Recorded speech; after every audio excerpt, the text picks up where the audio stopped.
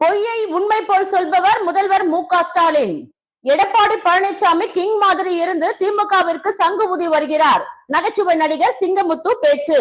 தூத்துக்குடி நாடாளுமன்ற தொகுதியில் அதிமுக சார்பில் போட்டியிடும் விவசாயி வேலுமணியை ஆதரித்து கயத்தாரியில் திரைப்பட நகைச்சுவை நடிகர் சிங்கமுத்து, முன்னாள் அமைச்சர் கடம்பூர் சே. ராஜு, திரைப்பட இயக்குனர் நாஞ்சில் அன்பழகன் ஆகியோர் தேர்தல் பிரச்சாரம் மேற்கொண்டார். அதாவது பொய்ய உண்மை மாதிரியே சொல்றதுல ஒரு முதலமைச்சர் அந்த ஆள் மாற முடியாது. 10 கிலோல இருந்துகிட்டு அவர் பண்ற அட்டகாசம் இப்ப இந்தியாவுக்காக இடம் போட்டு பார்த்தாங்க 10 கிலோ 750 மில்லியன்.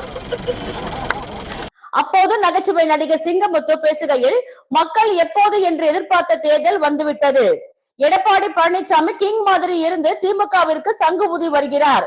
திமுக கட்சி என்பது வாரிசு கட்சி. மக்களை எப்படி ஏமாற்ற வேண்டும் என்று திமுகவிற்கு மறைந்த முன்னாள் முதல்வர் கருணாநிதி அவர்கள் பயிற்சி கொடுத்துள்ளார். சிறுபான்மைகளுக்கு எதிராக பாஜக இருப்பதால் முன்னாள் அமைச்சர்கள், அதிமுக நிர்வாகிகள் பாஜகவுடன் கூட்டணி வேண்டாம் என்று வலியுறுத்தியதால் அதிமுக பொதுச் செயலாளர் எடப்பாடி பழனிசாமி பாஜகவுடன் கூட்டணி நிலை என்று அறிவித்தார். திமுகவிற்கு கள்ளக்காதல் பண்ணி பழக்கம் என்பதால் அதிமுக பாஜக கள்ளக்காதல் என்று முதல்வர் கூறி வருகிறார். திமுக ஆட்சியில் பெண்களுக்கு பாதுகாப்பு இல்லை. அதிமுக ஆட்சி காலத்தில் கல்விக்கு முக்கியத்துவம் கொடுக்கப்பட்டது.